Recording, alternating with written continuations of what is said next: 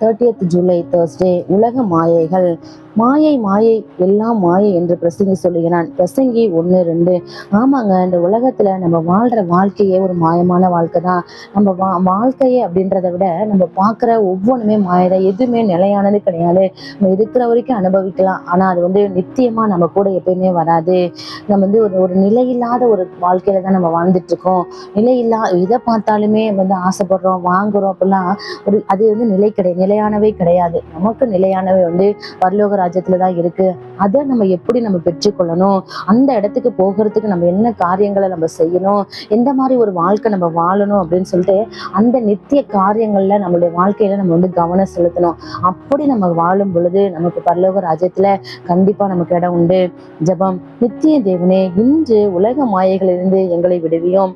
நித்திய காரியங்களில் கவனம் செலுத்த உதவும். உமது சித்தத்தை நிறைவேற்ற கிருபை தாரும். ஆமென். Happy Thursday.